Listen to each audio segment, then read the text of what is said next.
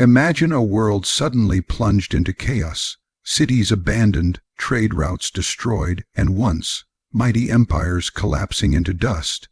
This was the world after the Bronze Age collapse, around 1200 BC, a time of turmoil that reshaped the ancient Mediterranean and Near East forever. But while monuments of kings fell, life went on. People adapted, survived, and even thrived in ways historians are only now piecing together. Today, we uncover how ordinary men, women, and communities faced the end of an era and found ways to carry on. The end of the Bronze Age was not marked by a single event, a single war, or a single calamity. It was instead a perfect storm of crises that converged across the eastern Mediterranean and Near East around 1200 BCE. This was a world that had been built on the foundations of interlinked kingdoms, thriving trade networks, monumental cities, and a delicate balance of power maintained for centuries. And suddenly it all came crashing down.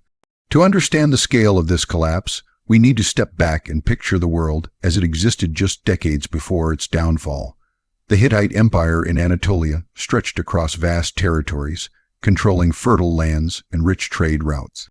Egypt, under the Ramesside dynasty, projected power across the Levant, ensuring that trade and tribute flowed steadily into its coffers. The Mycenaean kingdoms in Greece dominated the Aegean, with fortified palaces, organized bureaucracies, and armies capable of projecting force across islands and coastlines. Phoenician states like Tyre and Sidon were thriving hubs of maritime commerce, their ships laden with timber, purple dye, and silver. The Bronze Age was a time of unprecedented connectivity. Cities were linked by roads and seaways, goods traveled hundreds of miles, and elites exchanged gifts, ideas, and technologies. Bronze itself was a product of this interconnectedness, requiring copper and tin from distant lands. It was a material that symbolized power, wealth, and technological sophistication.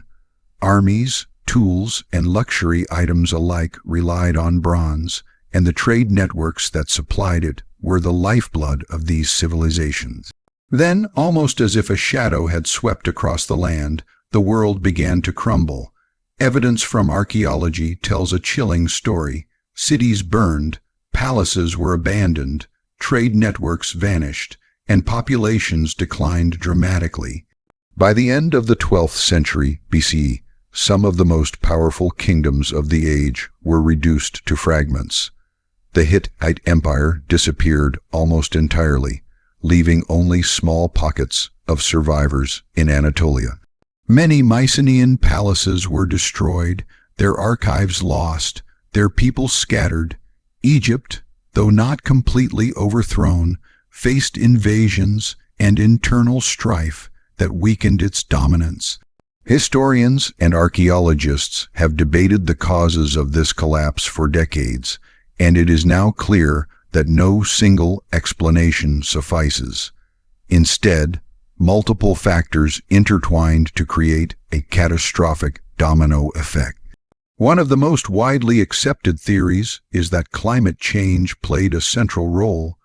Tree ring analysis, pollen records, and sediment data indicate periods of prolonged drought across the eastern Mediterranean. Crops failed, reservoirs dried up, and famine likely spread across regions that had previously been agriculturally productive.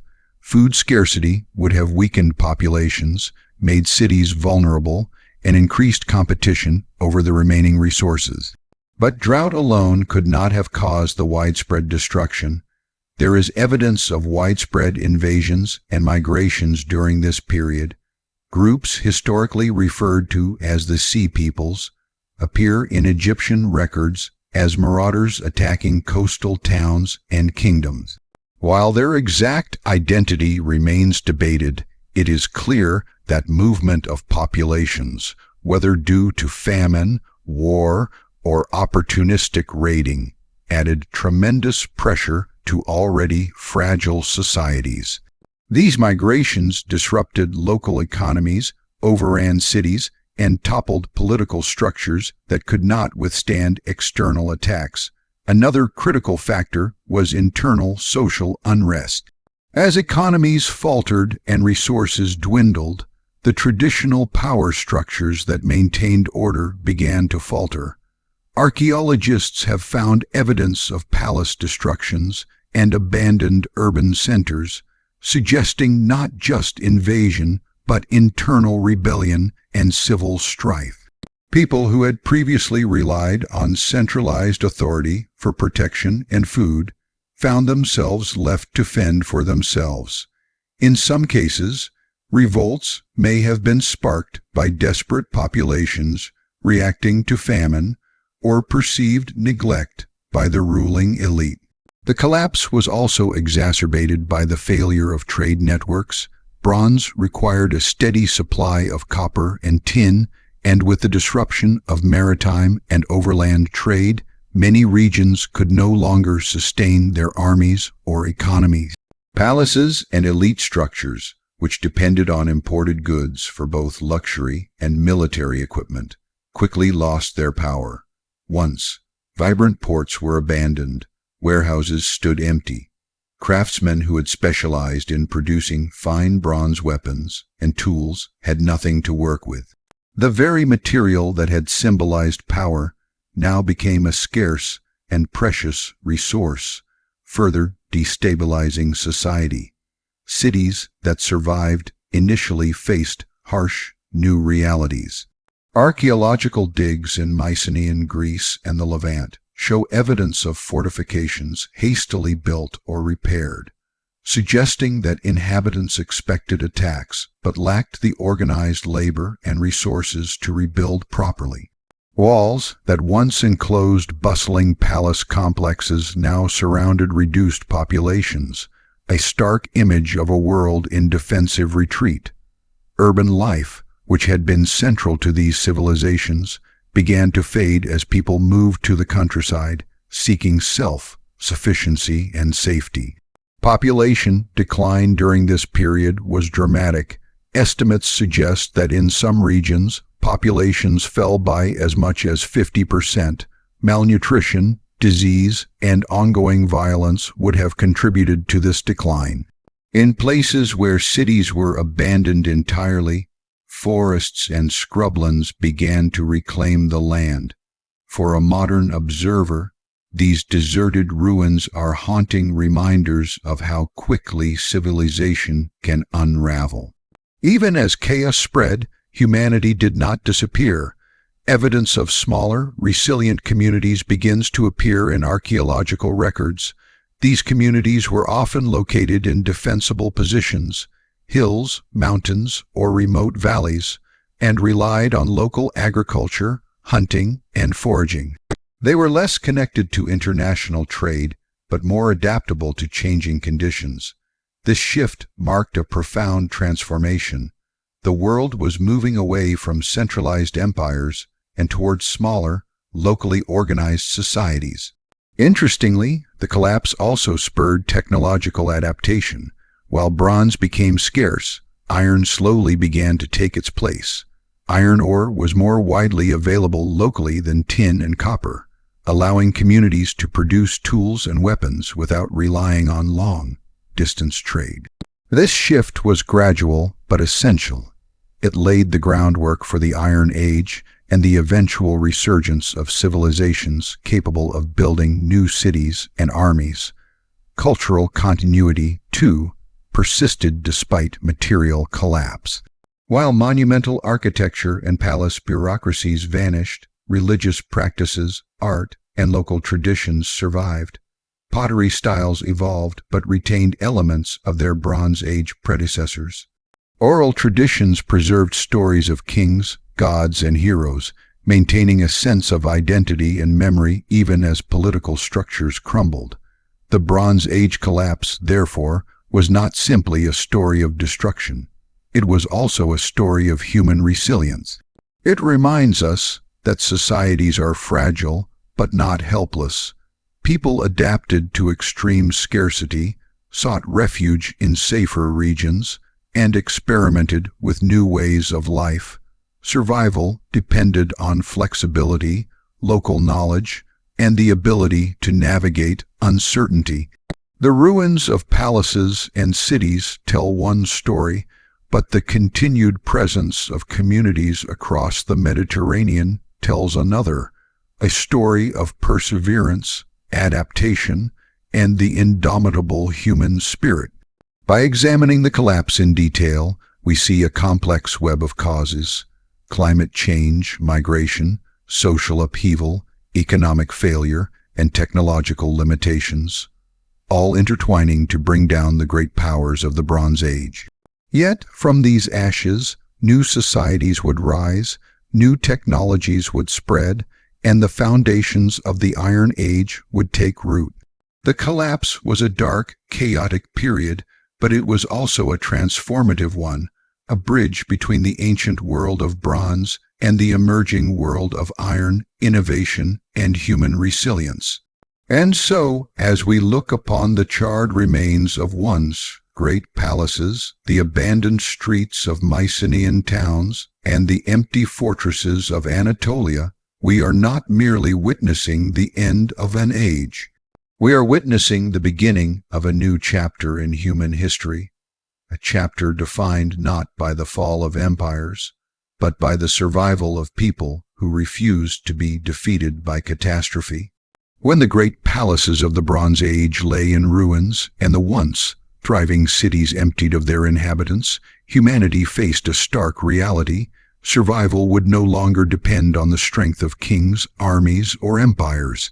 The collapse of centralized power forced ordinary people to adapt in ways that reshaped their lives, their societies, and the very landscape they inhabited. In the centuries following the Bronze Age collapse, the world witnessed a profound transformation, one in which people returned to the land, claiming it, cultivating it, and learning to survive in a radically altered environment. The immediate aftermath of the collapse was chaotic. Trade networks had broken down, leaving urban populations without the goods, food, or security they had previously relied upon. Cities that had once teemed with merchants, craftsmen, and administrators were now silent. Archaeological evidence shows burned palaces, empty storehouses, and scattered remains of workshops. In places like Mycenae, Turin's, and Ugarit, once mighty citadels were abandoned. The people who had relied on centralized systems for sustenance were forced to make difficult choices, flee to safer regions, seek protection under smaller local leaders, or return to subsistence farming in the countryside. For many, returning to the land was the only viable path. The countryside offered both shelter and sustenance, though life there was far from easy. Forests, hills, and river valleys became the new homes of survivors. These landscapes had been cultivated in the Bronze Age, but in the absence of organized irrigation, maintenance, and trade, much of the farmland had reverted to wild conditions. Survivors had to clear fields, repair irrigation systems, and relearn the skills of basic agriculture, often under difficult conditions. Farming during this period required immense knowledge of the land. Communities learned to grow crops that could survive local conditions with minimal irrigation. Barley, wheat, and legumes became staples in many regions. In areas with fertile soils, such as the Nile Delta or the valleys of Anatolia, families could manage small-scale agriculture sufficient to feed themselves. Elsewhere, survival meant combining farming with foraging, hunting, and fishing. Every part of the landscape became a source of sustenance. Rivers yielded fish, forests offered wild game and edible plants, and hills provided timber for shelter and fuel. This return to the land was not merely about survival, it also shaped new social structures. Without the oversight of kings and palace administrators, communities organized themselves on local and familial lines. Villages were small and closely knit, often composed of extended families or clans. Leadership emerged organically, based on experience, wisdom, and the ability to manage scarce resources, rather than hereditary right or royal decree. People worked collectively to plow fields, build shelters, and protect one another from potential threats. The collapse forced innovation in farming techniques. Irrigation, which had previously been maintained at large scale by centralized authorities, now required local ingenuity. Small canals, terraces on hillsides, and reservoirs in valleys became common solutions for storing and distributing water. Crop rotation and mixed planting were used to maximize yields and reduce the risk of famine. Communities learned to store surplus food in granaries to survive lean years, a practice that had been common in palaces but now had to be managed at the local level. One of the most significant shifts during this period was the change in land ownership and mobility. Whereas in the Bronze Age, large estates were controlled by palaces or elites, after the collapse, land often became communal or individually managed. Families who had once been artisans, scribes, or soldiers now took up farming, adjusting to a life dictated by the cycles of nature rather than royal command. This democratization of land use fostered resilience, as families could directly control their food supply and respond more flexibly to environmental changes. While life on the land offered sustenance, it also demanded adaptability to harsh conditions. Droughts, soil exhaustion, and occasional raids were constant threats. Communities had to be resourceful. Tools were often fashioned from local materials as bronze became scarce. Iron, which was beginning to emerge in some regions, provided stronger plows and weapons, but the transition was gradual.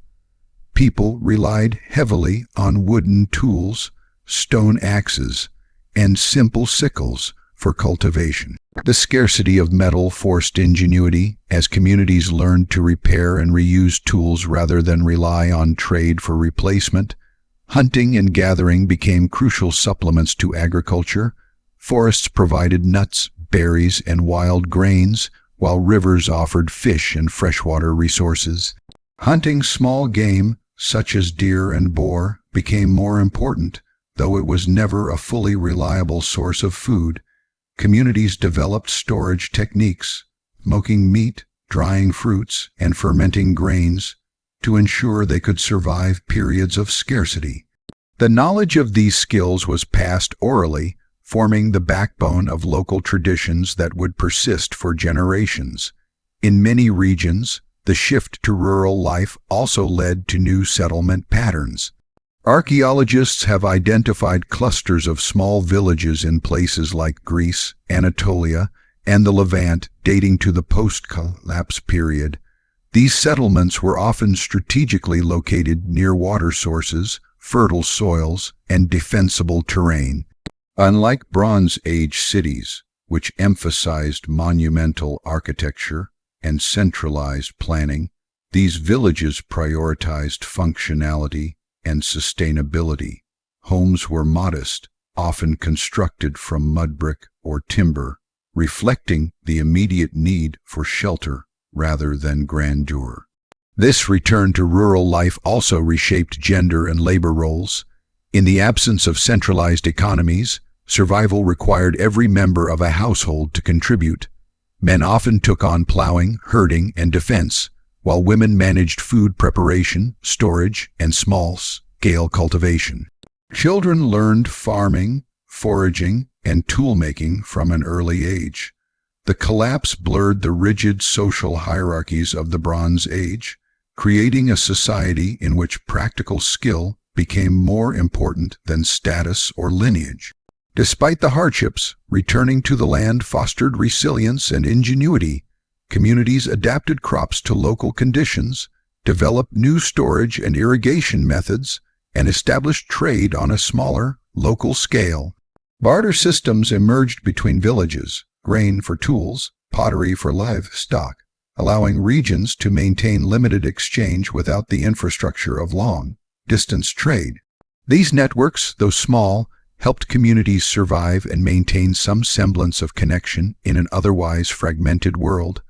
Religion and spiritual life also adapted to this rural reality. The grandeur of palace temples gave way to small shrines and household rituals. Gods and spirits of the land, rivers, and forests became central to daily life, reflecting the dependence of communities on the natural world. Offerings of food, grain, and livestock were common, seeking divine favor for survival, fertility, and protection. These practices reinforced community cohesion and provided psychological comfort amid uncertainty. Interestingly, this period also sparked technological adaptation in response to scarcity. Bronze, previously ubiquitous in tools and weapons, became rare. Communities began experimenting with iron, which was more widely available and could be smelted locally.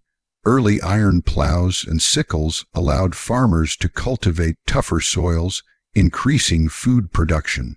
Simple metallurgical workshops appeared near villages, indicating a slow but significant shift in technology that would define the coming Iron Age. The return to rural life also had ecological consequences. As people cleared forests for cultivation and pasture, they reshaped the landscape. Soil erosion, deforestation, and localized environmental stress were inevitable. Yet, humans learned to work with nature, developing terraces, irrigation channels, and crop rotations to maintain productivity.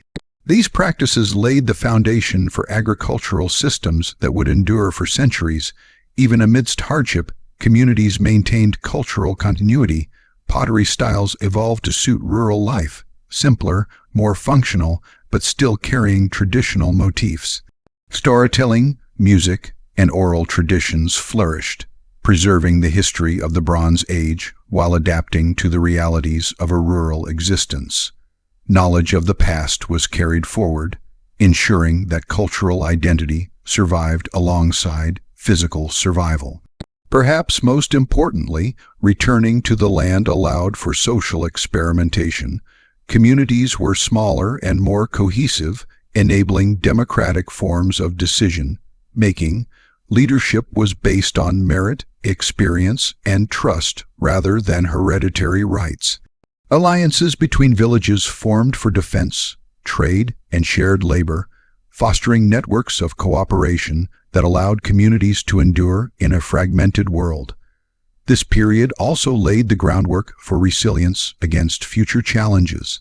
Families who had learned to live with scarcity, adapt to local conditions, and cooperate with neighbors were better prepared for environmental fluctuations, raids, and other crises.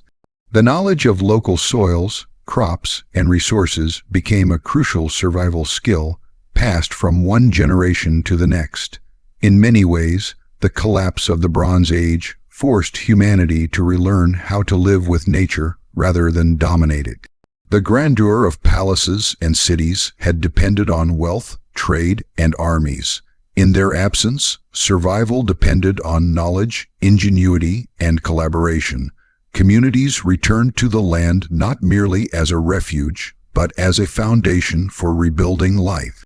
They tilled the soil, planted seeds, hunted and foraged, and gradually re-established networks of cooperation that would allow civilization to endure.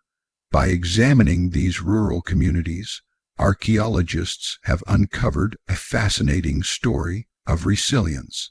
Pottery kilns, storage pits, irrigation channels, and small shrines testify to a people determined to survive and adapt. These artifacts may lack the grandeur of palaces or monuments, but they speak of a profound human achievement, the ability to endure catastrophic collapse and reclaim life from its ruins. Returning to the land was not easy. Life was uncertain, dangerous, and labor-intensive, yet it was also liberating. Communities had more control over their food, security, and daily lives. They adapted to scarcity, innovated with local resources, and established systems of cooperation that allowed them to thrive despite adversity. In essence, the collapse of the Bronze Age forced humanity to reconnect with the earth in a way that would define survival for centuries to come. In the centuries that followed, these rural communities would form the backbone of emerging civilizations. Their knowledge of agriculture, irrigation, and local resources would enable new cities to grow, armies to be fed, and trade networks to slowly re-establish. The return to the land, initially an act of desperation, became a seed for future prosperity. The story of survival after the Bronze Age collapse is not just about kings and empires. It is about ordinary people, families, and communities who refused to surrender to disaster. They tilled the soil, hunted and foraged, innovated and adapted. They returned to the land and, in doing so, ensured that humanity endured, learned, and eventually thrived once more. In the aftermath of the Bronze Age collapse, the Eastern Mediterranean and Near East were landscapes of disruption, uncertainty, and opportunity. Palaces had burned, cities lay in ruins, and trade networks had vanished. For many people, survival in their hometowns was no longer feasible. Crops had failed, water sources were unreliable, and threats from raiders or rival communities were constant. It was in this context of upheaval that waves of migration reshaped the human world, giving birth to new communities, identities, and patterns of settlement that would leave a lasting mark on history. Migration during this period was not a single, coordinated movement. It was a complex, multi-directional flow of people seeking safety, sustenance, and stability. Some migrations were prompted by environmental pressures. Archaeological and paleo-environmental evidence points to periods of prolonged drought across Anatolia, the Levant, and Greece, which would have decimated crops and forced populations to seek more fertile lands. Others were driven by the collapse of social and political structures. With kings and palaces gone, lawlessness increased, making rural and urban life precarious. Communities that had previously depended on centralized protection now faced raids, banditry, and intergroup conflict, prompting relocation.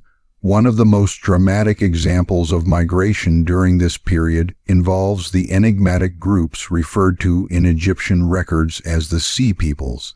While their exact identity remains debated, they appear in Egyptian texts as marauders attacking coastal towns and cities, but modern scholarship suggests they may have included displaced farmers, artisans, and refugees seeking new lands after losing theirs. They did not merely destroy, they also settled. Evidence of new settlements in the Levant and parts of Anatolia corresponds with areas affected by these movements. In many cases, these migrants introduced new practices, crafts, and technologies, influencing local populations. Migration was not limited to raiders or desperate refugees. Many families and communities moved gradually, following resources such as rivers, fertile plains, and pastures for livestock.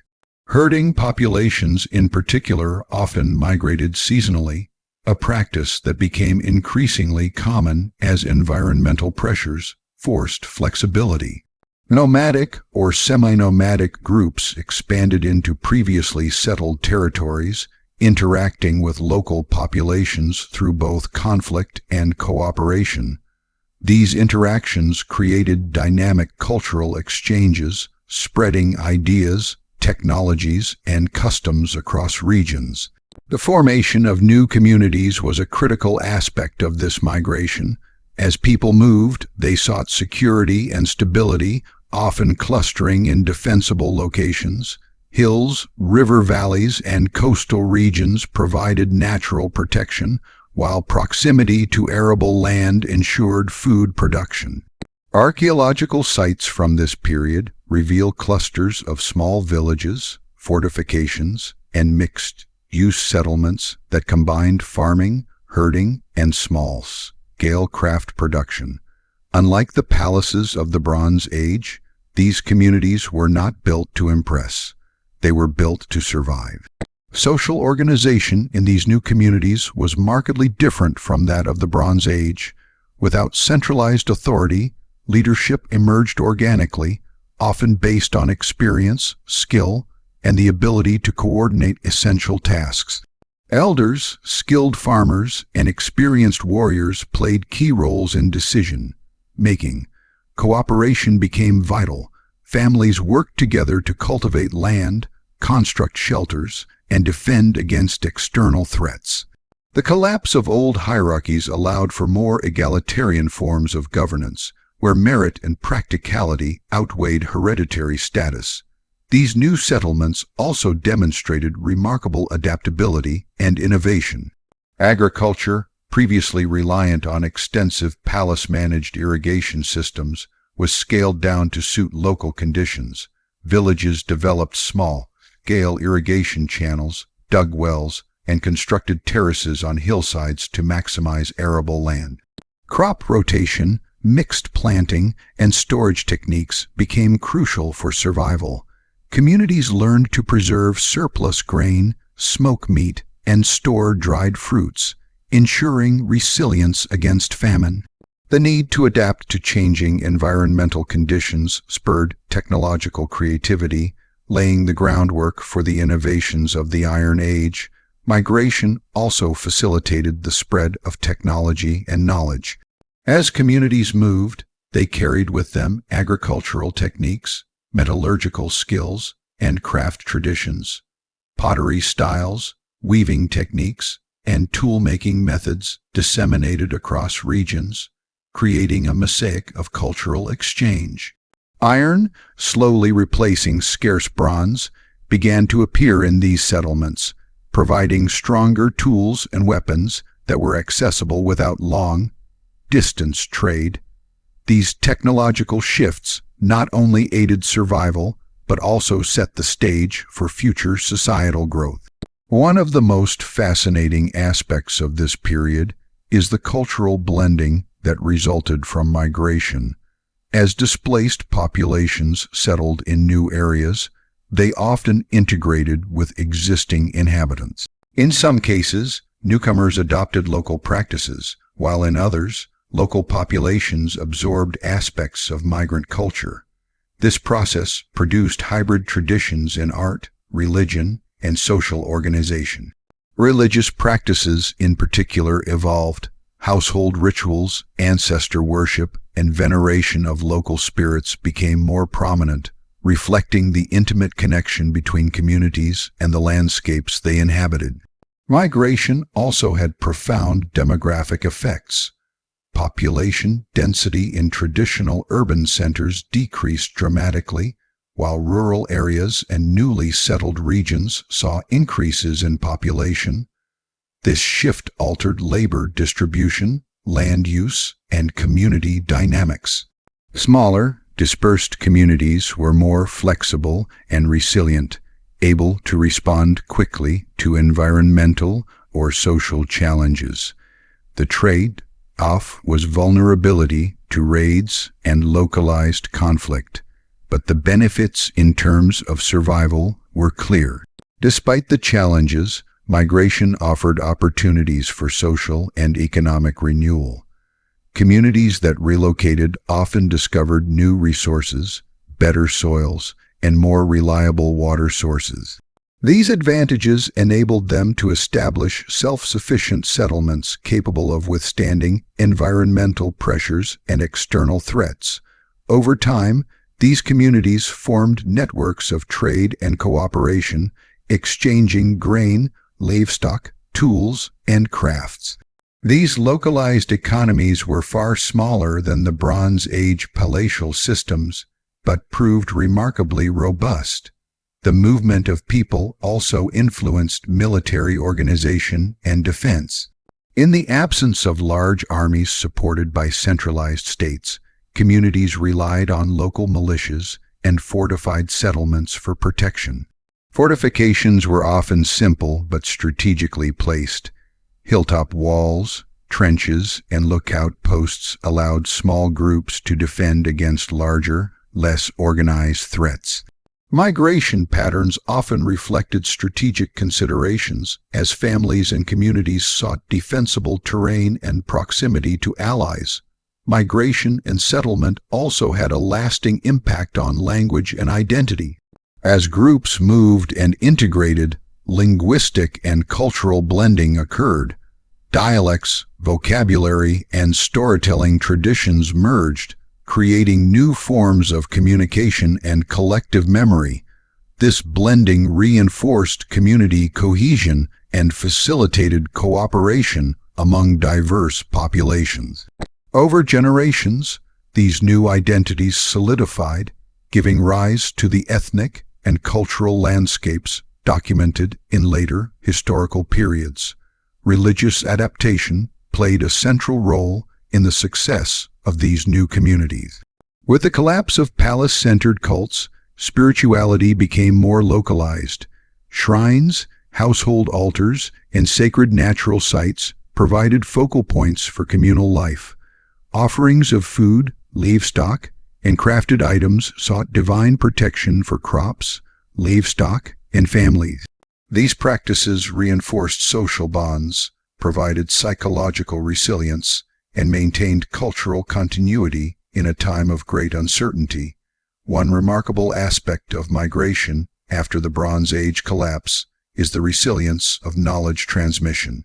Despite the destruction of archives and administrative centers, practical knowledge of agriculture, craft production, and resource management survived. Families taught these skills to their children, and communities shared expertise with neighbors. This oral and practical transmission ensured that the lessons of the past were not lost, even as old institutions crumbled. Migration also facilitated the spread of disease and immunity. Movement of populations brought communities into contact with new pathogens, creating challenges but also opportunities for the development of immunity. Over time, this movement contributed to the long-term health and resilience of populations, shaping patterns of human adaptation in the Mediterranean and Near East. The human story of migration during this period is not just one of survival. It is a story of transformation. Communities that moved, adapted, and integrated laid the foundations for the Iron Age civilizations that would follow. They preserved essential knowledge, introduced technological innovations, and created social structures capable of withstanding future challenges. Without these migrations, the collapse of the Bronze Age might have led to a much longer period of stagnation or even extinction in some regions. The legacy of these migrations is evident in the archaeological record. Settlements that emerged in the post-collapse period often show continuity with Bronze Age traditions while incorporating innovations suited to new circumstances. Pottery, metal tools, and architectural techniques reveal both adaptation and continuity. Burial practices, religious artifacts, and everyday household items illustrate a society that valued survival, tradition, and community cohesion. Migration also reshaped the political landscape. Small settlements formed alliances for mutual protection, creating proto-states and federations that would evolve into the city-states and kingdoms of the Iron Age. Leadership was pragmatic, often emerging from demonstrated skill rather than inherited status. This restructuring of social and political organization allowed societies to recover and eventually flourish in ways that the Bronze Age systems had not anticipated. Even the act of migration itself had psychological and social dimensions. Leaving ancestral lands, uprooting communities, and venturing into unknown territories was fraught with risk, uncertainty, and loss. Yet it also offered hope, the possibility of fertile land, security, and a new beginning. Stories, songs, and oral traditions preserved these journeys, creating collective memories that strengthened community, identity, and resilience. Migration and the formation of new communities highlight a profound truth about human history, that people are adaptable, inventive, and resilient in the face of catastrophe. While kings, armies, and empires fell during the Bronze Age collapse, ordinary people persisted, traveling, settling, and rebuilding in ways that ensured the survival of human civilization. Through the lens of migration, we see the beginnings of a new era. Communities that once depended on distant palaces and trade networks learned to rely on one another, the land, and their own ingenuity. These new settlements, born of necessity, became the seeds of Iron Age civilizations, preserving knowledge, fostering innovation, and creating cultural continuity that would endure for centuries. Migration was not merely a response to disaster, it was a process of recreation and transformation. People did not simply survive, they adapted, innovated, and laid the foundations for future growth. The movement of populations reshaped landscapes, cultures, technologies, and social structures, demonstrating the resilience of humanity in one of history's most challenging periods. The story of migration and new communities reminds us that even in times of profound upheaval, human beings have the capacity to adapt, survive, and thrive. The collapse of empires and the destruction of cities were not the end of civilization. They were a beginning, a transition from the world of bronze to a new world shaped by mobility, adaptability, and the enduring spirit of community. In the wake of the Bronze Age collapse, survival was no longer dictated by the wealth of kings or the power of empires. Instead, ordinary communities faced the challenge of navigating a fragmented world with limited resources. Palaces and centralized economies had disappeared, long-distance trade networks had collapsed, and the once stable supply of bronze, so essential for tools, weapons, and symbols of power, had become scarce. Yet, from this chaos emerged a remarkable story of human ingenuity, adaptability, and innovation. Communities learned to survive not by recreating the grandeur of the past, but by finding new ways to organize, exchange, and produce in a world transformed.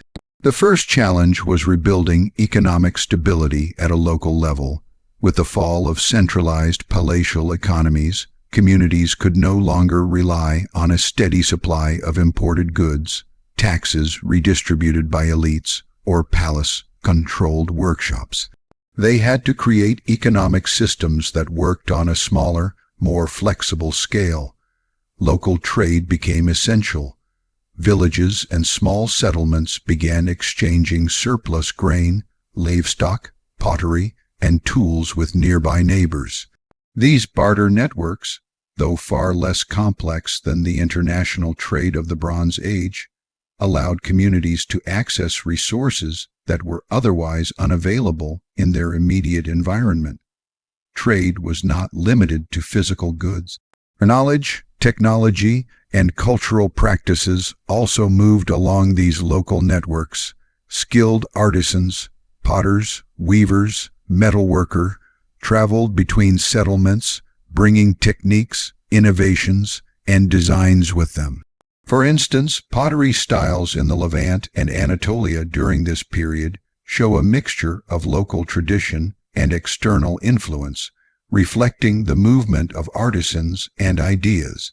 Similarly, knowledge of irrigation, crop management, and animal husbandry spread along these networks, helping communities adapt to challenging environmental conditions. One of the most critical areas of innovation was metallurgy.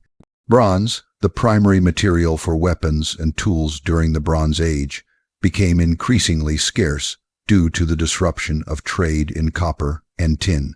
Communities had to adapt to this shortage, and one solution was the gradual shift to iron technology. Iron ore was more widely available locally than tin, allowing communities to smelt and forge their own tools and weapons.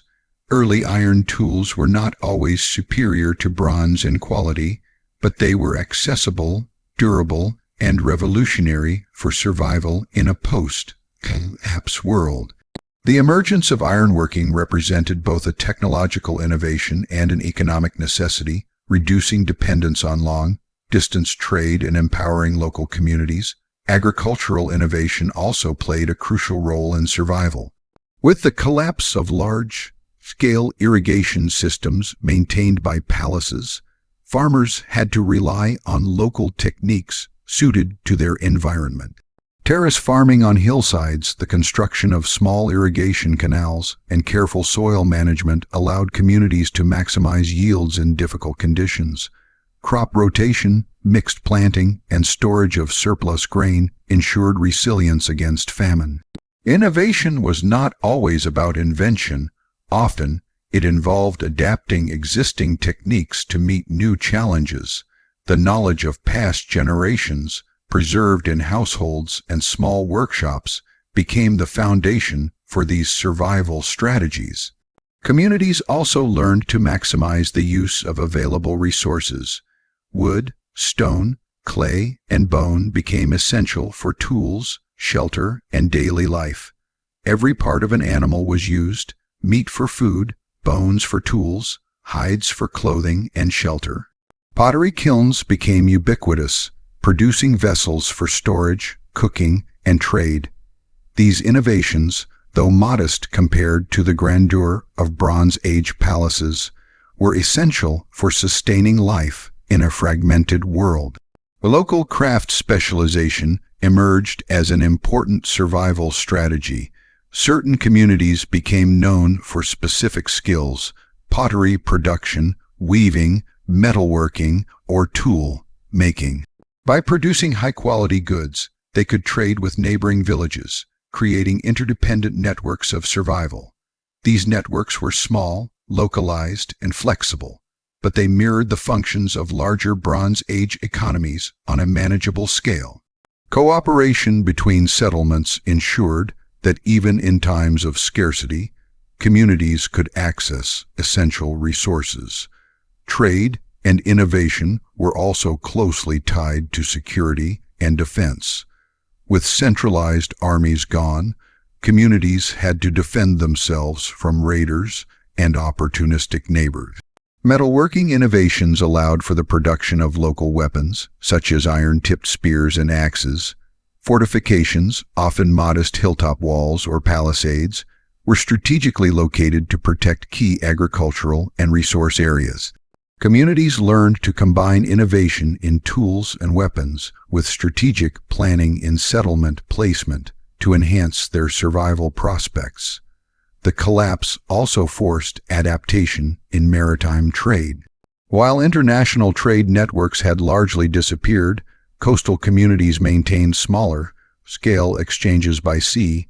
Phoenician and Aegean settlements, for example, continued to transport timber, grain, and pottery between nearby ports. These maritime trade routes were more limited than the Bronze Age networks, but they allowed coastal communities to supplement local resources and maintain cultural connections. Maritime knowledge, including navigation and shipbuilding, became critical survival skills. Innovation during this period was not limited to material culture. Social innovation also played a key role. Communities that had previously depended on hierarchical structures developed more flexible governance models. Leadership was often based on merit and expertise, with elders, skilled farmers, and experienced warriors taking charge. Cooperation, rather than coercion, became the foundation of social organization. This flexibility allowed communities to respond rapidly to crises, allocate resources efficiently, and maintain cohesion despite environmental and social challenges. In addition to local trade and governance, religious and ritual innovation contributed to survival. With palaces and central temples destroyed, spiritual life shifted to household altars, community shrines, and sacred natural sites. Offerings of food, livestock, and crafted items were made to ensure divine protection for crops, livestock, and families. These rituals reinforced social bonds, provided psychological resilience, and maintained cultural continuity in a period of uncertainty. Spiritual innovation, like material innovation, became a strategy for navigating a harsh world. The post-collapse world also saw the development of new agricultural products and techniques. Communities experimented with new crops suited to local conditions, such as drought-resistant grains or legumes that replenished soil nutrients. Herding practices were adapted to seasonal conditions, with livestock moved between pastures to optimize grazing. These adaptations were crucial for long-term survival, allowing communities to thrive even when environmental conditions were unpredictable. One of the most remarkable aspects of this period is the integration of innovation and tradition. While communities developed new tools, techniques, and social structures, they also preserved essential knowledge from the Bronze Age. Pottery designs, weaving patterns, and religious rituals maintained continuity with the past, ensuring that cultural identity survived alongside practical innovation. This blending of old and new created resilient communities capable of enduring both environmental and social challenges. Innovation extended to communication and knowledge transmission. Without palaces to maintain archives, knowledge had to be preserved orally and through practical apprenticeship. Farmers taught children the cycles of crops and livestock management.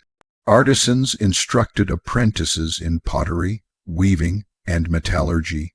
Religious knowledge and oral histories were passed down to maintain identity and cohesion.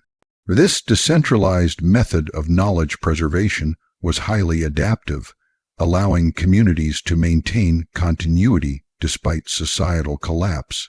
Trade and innovation also reshaped regional economies. While large-scale international trade was gone, localized economies connected villages, towns, and newly established settlements. Goods moved over shorter distances, reducing dependency on distant networks. Craft specialization, surplus production, and bartering created interdependent systems that enhanced survival.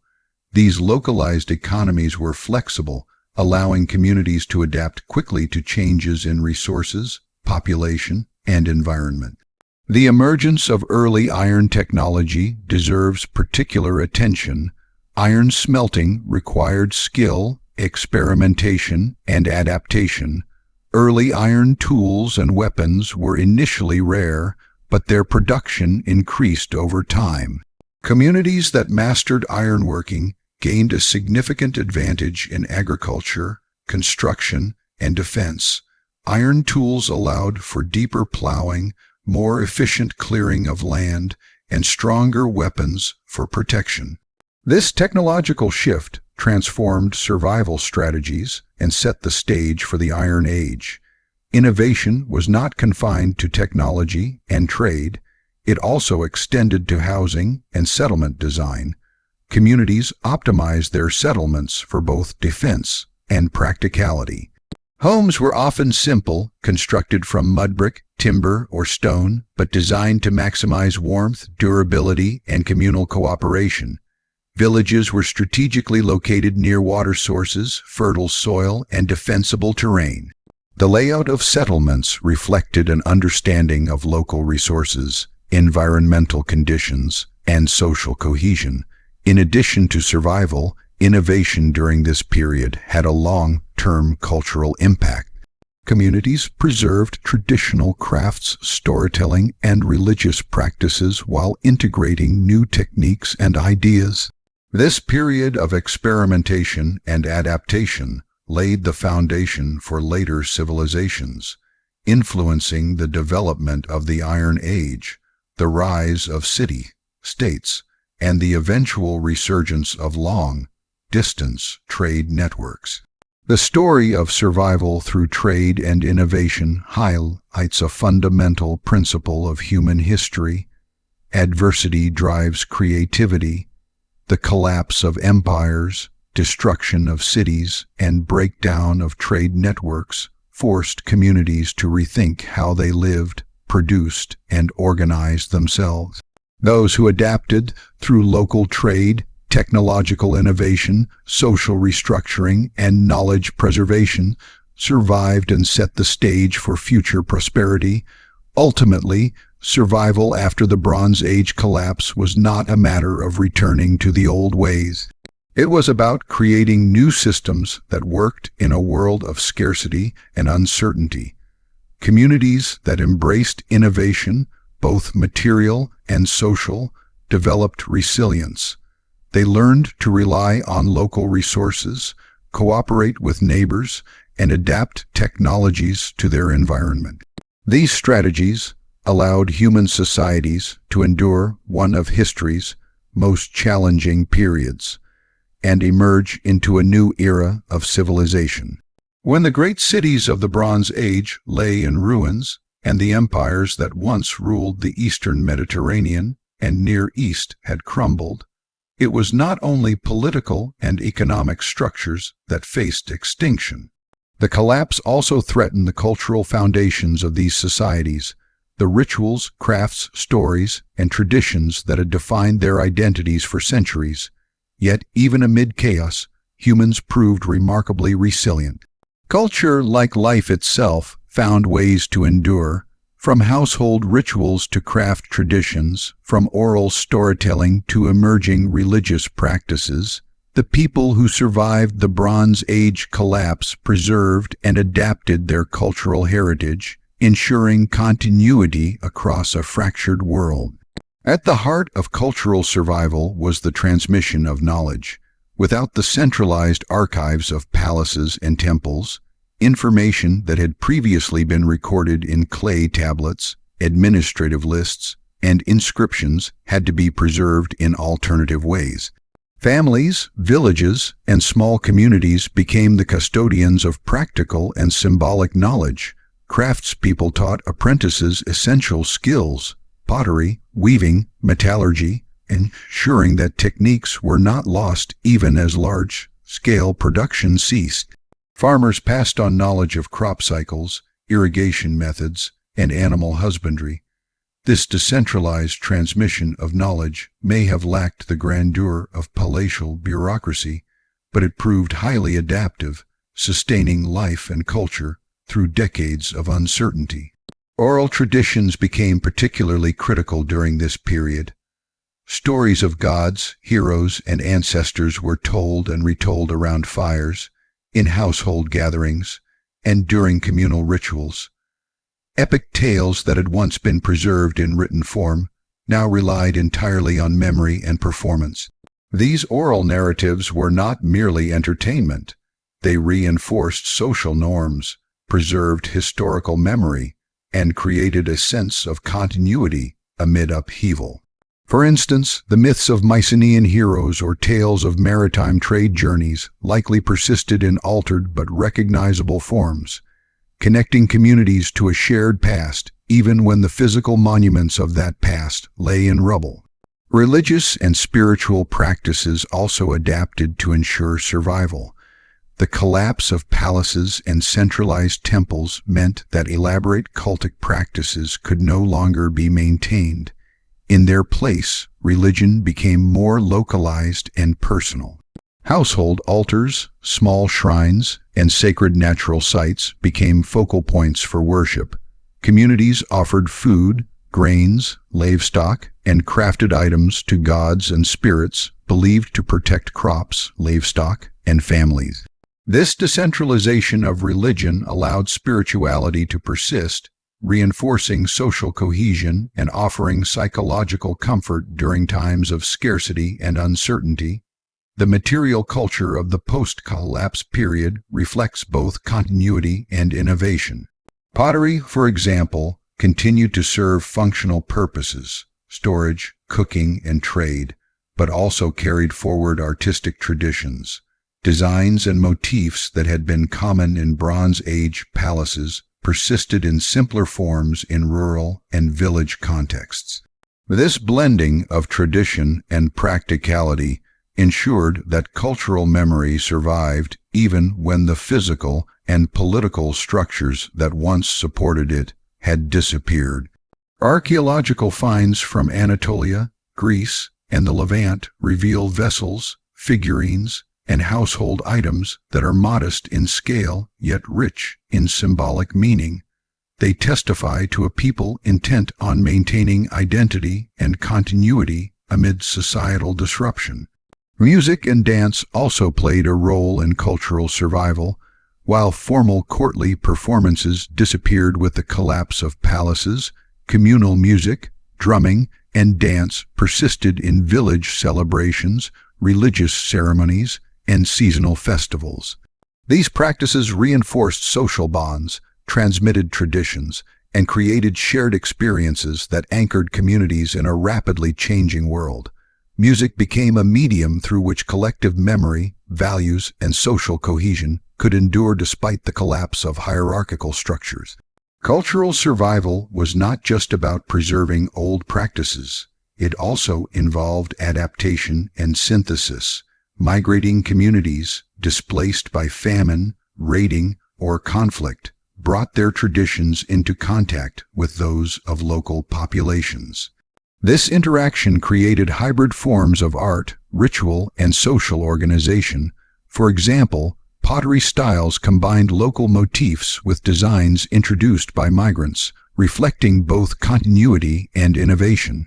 Religious practices incorporated elements from different traditions, adapting to the needs and beliefs of new communities. This cultural blending was a hallmark of the post-collapse period, ensuring that traditions remained relevant and resilient. Language, too, played a crucial role in cultural survival. With centralized administration and literacy in decline, spoken language became the primary medium for preserving and transmitting knowledge. Oral instruction in farming, craft production, and ritual practice ensured continuity across generations. Storytelling reinforced vocabulary, idioms, and historical memory, allowing language to evolve organically while maintaining a connection to past cultural identities.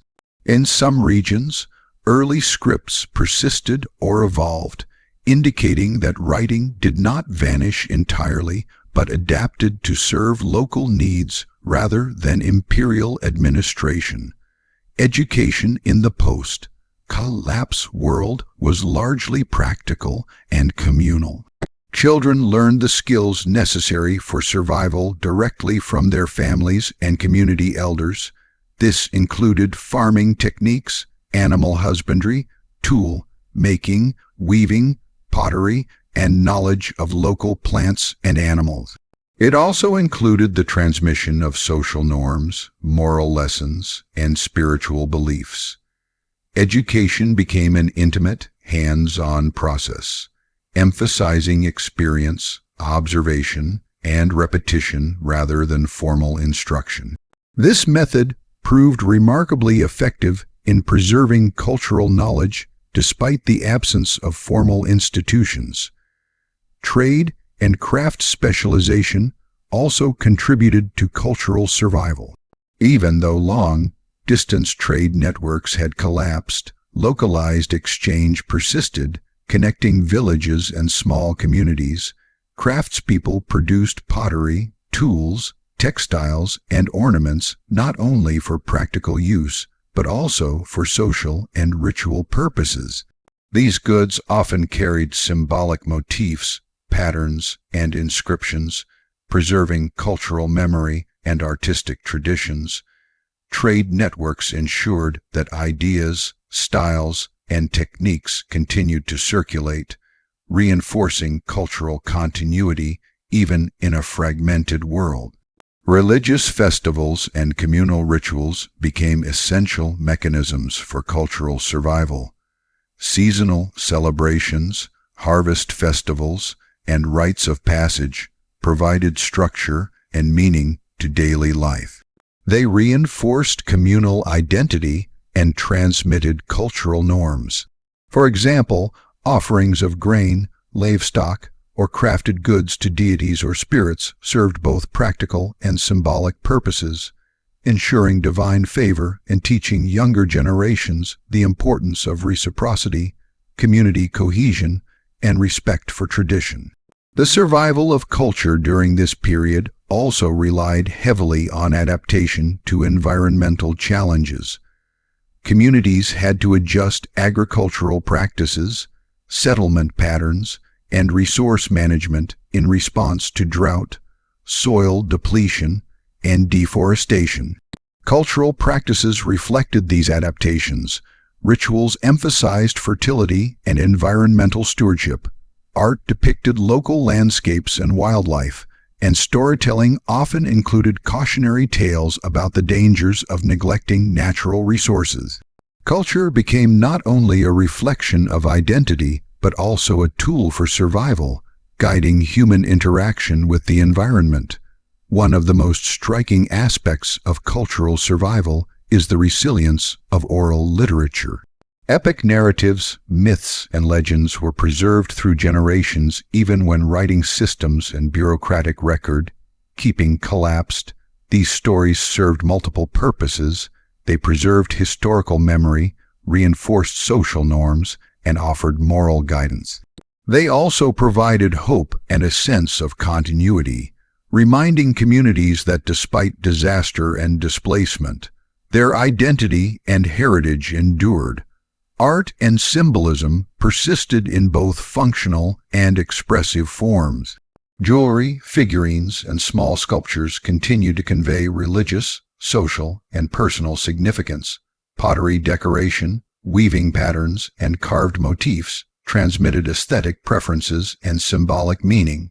Even in times of scarcity, communities invested in the creation of objects that expressed identity, belief, and continuity. This emphasis on cultural expression illustrates that survival was not only about physical sustenance, but also about maintaining a sense of meaning and humanity. The formation of new communities following the collapse provided fertile ground for cultural innovation. Migrating groups introduced new artistic styles, religious practices, and social norms to areas they settled. These innovations were integrated with existing traditions, producing hybrid cultural forms that strengthened communal cohesion. Communities were both preservers of the past and incubators of new ideas, ensuring that culture remained dynamic and adaptable even in challenging conditions. Language and communication continued to evolve, reflecting both continuity and adaptation. Dialects merged as communities interacted, and storytelling preserved historical memory and moral lessons. Ritual chants, songs, and oral instruction became essential methods for teaching knowledge and reinforcing social norms. These practices ensured that cultural identity was maintained even in the absence of centralized institutions or written records. Education remained a cornerstone of cultural survival. Apprenticeship in crafts, hands-on agricultural training, and participation in communal rituals allowed knowledge to be transmitted directly from one generation to the next. Children learned not only practical skills, but also social and moral lessons embedded in stories, rituals, and communal activities. This holistic approach to education ensured that cultural continuity persisted despite societal fragmentation. Communities also innovated in social and political organization to protect and transmit culture. Smaller, localized governance structures allowed for flexibility and resilience. Elders, skilled craftspeople, and experienced farmers became community leaders, guiding decision-making and maintaining social cohesion. These structures supported cultural survival by ensuring the preservation of traditions, the equitable distribution of resources, and the protection of communal knowledge. Cultural survival was inseparable from adaptation to scarcity and environmental change. Communities developed rituals, practices, and technologies that reflected their intimate knowledge of local ecosystems. Agricultural rituals emphasized fertility and seasonal cycles. Tools and techniques were adapted to local soils, climate, and resources. Cultural expressions in art, music, and storytelling reflected human engagement with the environment, reinforcing both practical knowledge and communal identity. Even in the most challenging circumstances, communities found ways to maintain social cohesion and identity. Festivals, communal work, and shared rituals reinforced belonging and collective responsibility. These practices ensured that knowledge, traditions, and social norms were transmitted effectively, providing stability and continuity in a world marked by uncertainty. The post-collapse period also saw the emergence of hybrid cultural forms resulting from the blending of local and migrant traditions. Migrants brought new artistic styles, religious beliefs, and social practices into the regions they settled. Local populations integrated these influences, producing hybrid forms that were both adaptive and resilient. These cultural syntheses enhanced survival by creating communities that could draw on diverse knowledge, skills, and traditions to navigate a challenging world. Ultimately, the survival of culture after the Bronze Age collapse was not a passive process. It required adaptation, creativity, and intentional preservation. Communities maintained continuity while innovating, integrating new practices with old traditions. Knowledge, rituals, art, and social norms were preserved through oral instruction, apprenticeship, and communal participation. Culture became both a tool for survival and a marker of identity, ensuring that human societies endured despite catastrophic upheaval. By studying the material, spiritual, and social practices of post-collapse communities, historians and archaeologists gain insight into the resilience of human culture.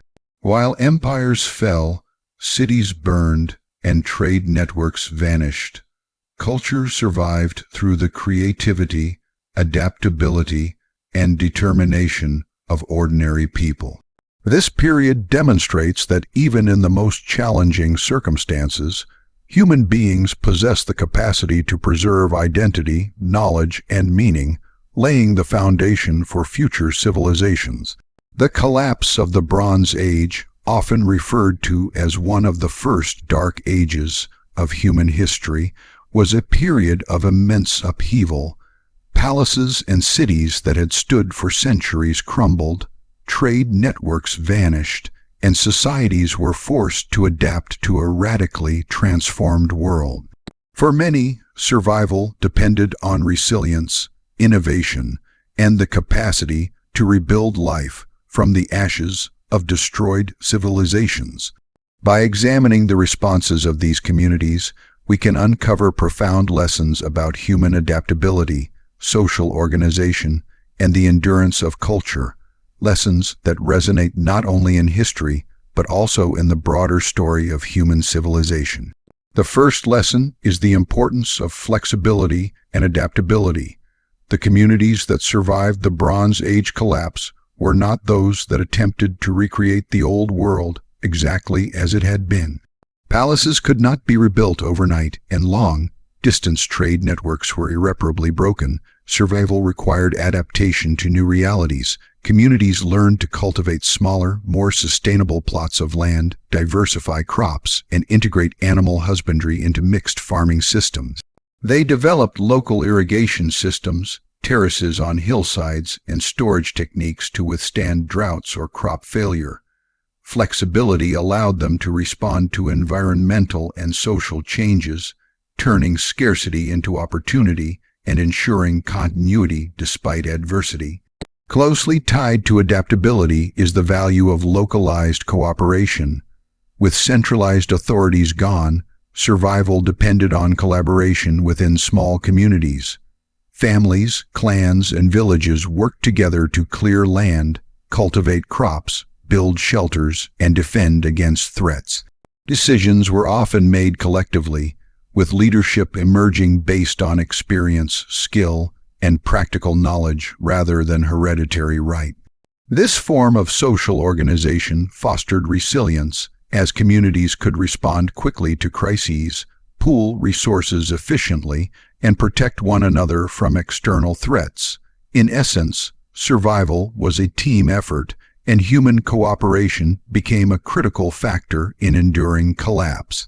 Another lesson is the power of innovation in response to necessity. Scarcity drove creativity. The shortage of bronze forced communities to experiment with iron, gradually mastering smelting and forging techniques that would revolutionize agriculture, construction, and defense. Farmers adapted irrigation, crop rotation, and storage methods to maximize yield in challenging environments.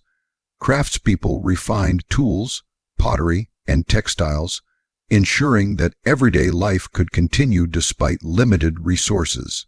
Innovation was not only technological, it extended to social structures, trade networks, and religious practices, illustrating that human ingenuity thrives under pressure. The resilience of culture emerges as a central lesson from this period. Even when cities burned and central institutions collapsed, traditions, stories, and rituals endured. Oral transmission became vital.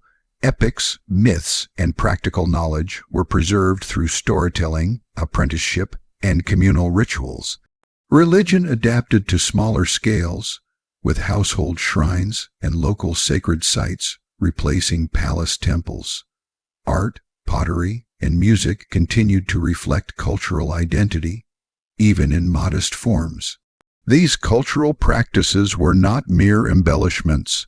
They were survival tools, reinforcing social cohesion, providing psychological stability, and maintaining continuity in a fractured world. Migration, both forced and voluntary, teaches another lesson: the necessity of mobility and strategic relocation. Many communities left drought-stricken or conflict-ridden areas to seek fertile lands and safer environments. Migration was risky, but it allowed displaced populations to rebuild, form new settlements, and integrate with other communities. Through movement, people spread technologies, ideas, and cultural practices, creating hybrid communities that were stronger and more adaptable. This illustrates that mobility is not merely a response to crisis, but a strategic tool for long-term survival and renewal. The collapse also highlights the importance of knowledge preservation and transmission. Without centralized archives or formal education systems, practical knowledge was preserved through apprenticeship, oral instruction, and daily practice. Children learned essential skills in farming, metallurgy, and craft production directly from their elders. Storytelling and ritual served as vehicles for moral lessons, historical memory, and community identity. Communities that successfully transmitted knowledge across generations ensured that survival strategies, cultural identity, and practical skills endured despite societal fragmentation. One striking lesson is the interdependence of survival and social cohesion. Communities that maintained strong social bonds through rituals, festivals, and shared labor were better equipped to withstand environmental pressures, raids, and scarcity. Trust, reciprocity, and collective responsibility were crucial. Leaders emerged based on demonstrated competence rather than inherited status, and decisions were often communal. The collapse of hierarchical systems revealed that human societies can reorganize around collaboration, trust, and shared purpose, which are as essential to survival as food or shelter. The role of small-scale trade and local networks also provides insight. While large international trade networks collapsed, localized exchange persisted, allowing communities to access resources they could not produce themselves. Surplus grain, pottery, tools, and livestock were exchanged between villages, creating interdependent economies that enhanced resilience. These networks illustrate that survival does not always require grand-scale infrastructure. Even modest, localized systems of exchange can sustain life, distribute risk, and foster cooperation. Innovation in resource management was another crucial lesson. Communities adapted to scarcity by optimizing the use of land, water, and raw materials. Forests were used for timber and firewood, rivers for fish and irrigation, stones, clay, and bone for tools and construction. Herding, foraging, and agriculture were carefully balanced to maintain sustainability. These practices reflect an understanding of environmental limits and illustrate that survival often depends on the judicious management of available resources.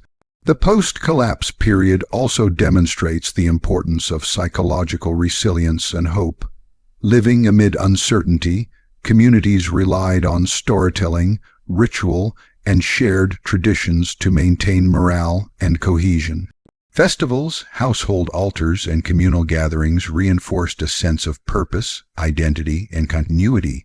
Cultural survival was intertwined with emotional survival. Hope, belief, and shared memory became tools